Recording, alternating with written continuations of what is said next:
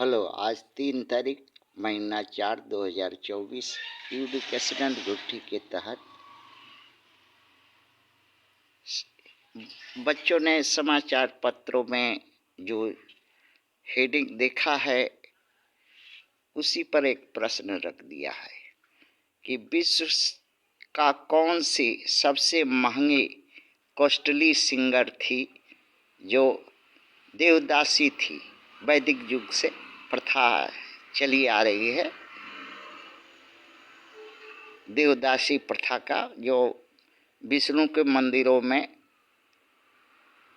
अछूत कन्या को ग्रह नक्षत्र या और सब किसी कारणवश 5 से लेकर 12 वर्ष के कन्याओं को अछूत की विष्णु मंदिरों में दासी के रूप में, अर्थात हरि की पत्नी हरि के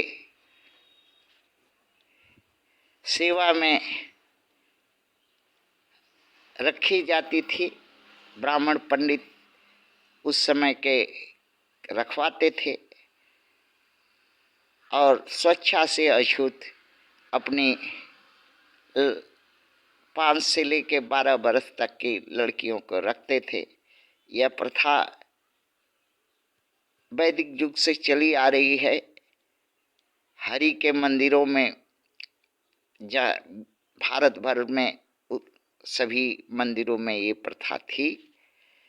उस देवदासी के साथ, वो हरि पत्नी के साथ रात में पंडा पुजारी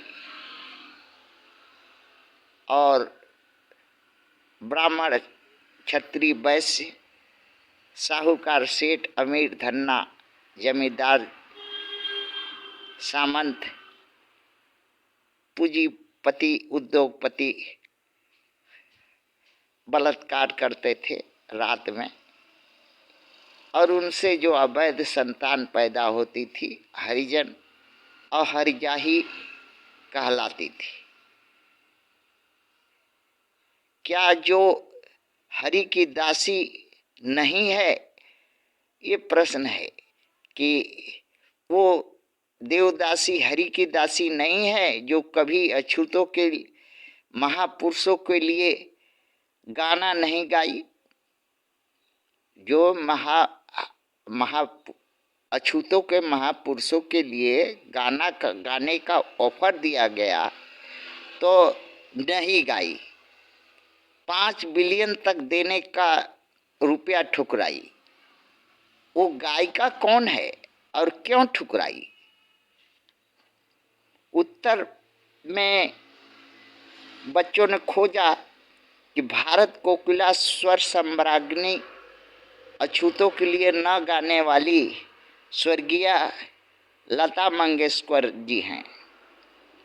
अपने जीवन काल में न कभी डॉक्टर अंबेडकर जी पर गाना बनाया हुआ गाया, ठुकरा दिया। संत शिरोमणि गुरु रविदास जी की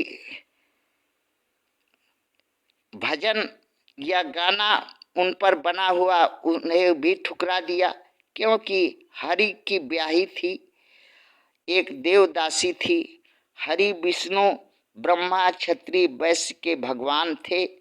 रविदास नानक कबीर वाल्मीकि जाति का शोषण गुलाम बनाकर सेवा कराना ही उस वक्त की भक्ति है। थैंक्स।